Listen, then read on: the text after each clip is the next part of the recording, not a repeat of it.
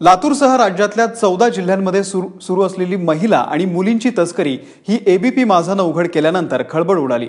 नेहमीप्रमाणे पोलिसांनी आपणच सामाजिक संस्थांना दिलेली जी आकडेवारी आहे ती कशी खोटी आहे हे सांगून आपले हात झटकले।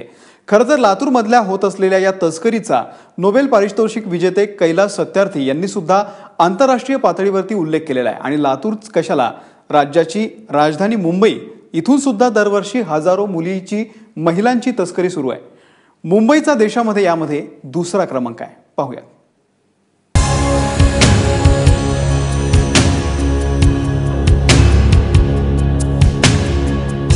लातूर आणि परळीचं रेल्वे स्टेशन, मुली आणि महिलांची तस्करी करणाऱ्यांचं महत्त्वाचं केंद्र। सेव्ह अवर सिस्टर्सचे समन्वयक रमाकांत जोशी लातूरसह राज्याच्या अनेक भागात पसरलेलं दलालांचं जाळं उलगडून दाखवतात।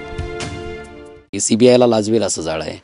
गावागावामध्ये शहरामध्ये ह्यांचं जाळं इतकं घट्ट विणलेलं आहे की सावज हेरणं, त्याच्यापर्यंत जाणं, त्याचा विश्वास संपादन करणं आणि मग त्यांना जे साध्य करायचं ते साध्य करणं। आणि विशेष दुर्दैव असं आहे की या सगळ्यामध्ये काही आप्तसुखीय म्हणणारी मंडळी, काही जवळची नातेवाईक मंडळी, ओळखीची मंडळी याच्यामध्ये महत्त्वाचा रोल निभावतात। जे वीक पॉईंट आहेत त्या कुटुंबामधले, त्या मुलीमधले, ते हे लोक सावज हेरतात आणि मग त्याच्यावरच ते त्यांना लक्ष केंद्रित करून त्या मुलींचे विश्वास संपादन करतात कुटुंबाचा, आणि मग त्याच्यातून त्या मुलींना परराज्यामध्ये नेऊन त्यांची विक्री करतात। एबीपी माझाने 11 वर्षाच्या मुलीच्या तस्करी प्रकरणाची पाळंमुळं खणली आणि लातूरमधून 300 मुली गायब झाल्याचं उघड झालं। मुलींचा शोध घेण्याऐवजी पोलीस अधीक्षकांनी फक्त 2 वर्षांची आकडेवारी सादर केली। त्यातही 34 मुली सापडत नसल्याचं स्वतःच मान्य केलं। विधिमंडळाला अर्धवट माहिती देणाऱ्या पोलीस अधीक्षकांनी आपल्याच तपास अधिकाऱ्यांना खोटं ठरवलं। सन 2015 मध्ये 60 मुली त्या ठिकाणी मिसिंग होत्या।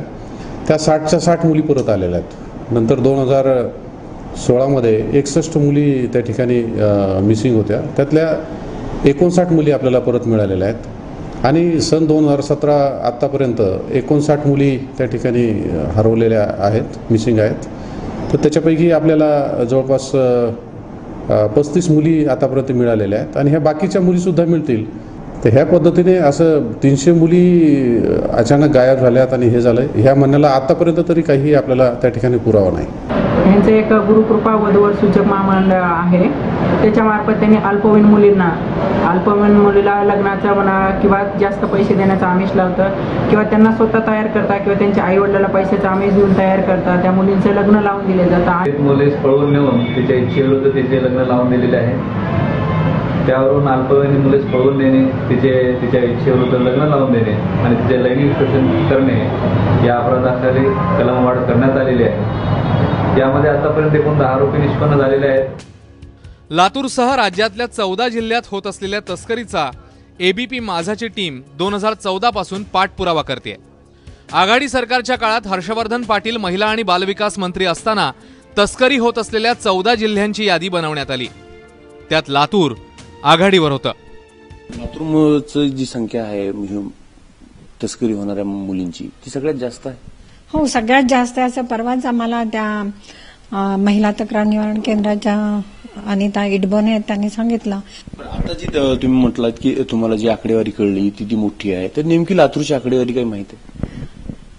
आकडेवारी एक्झॅक्टली मला सांगता येणार नाही, कारण तसा तेवढा आता अभ्यास केलेला नाही आम्ही, पण परवा म्हणत होते आता 300च्या वरती तर कमीत कमी आहेत।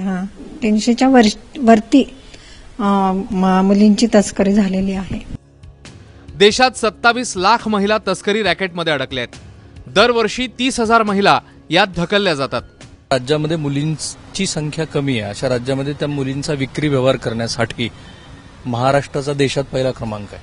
महाराष्ट्र आणि गोवा या दोन्ही राज्यामध्ये मिळून दरवर्षी 4,500 कोटी रुपयाचे हे विक्री व्यवहार होतात, असं आपलं पोलीस खातं सांगतं।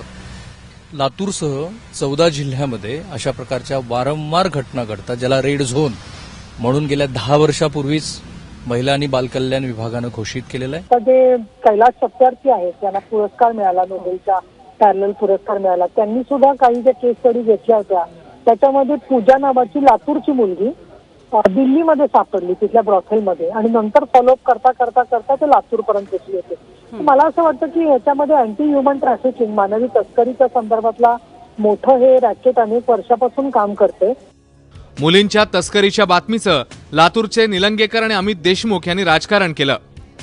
11 वर्षांच्या मुलीने स्वतः फोन करून कळवेपर्यंत 25 दिवस हरवलेल्या मुलीचा तपास न करणाऱ्या लातूर पोलिसांचं काय?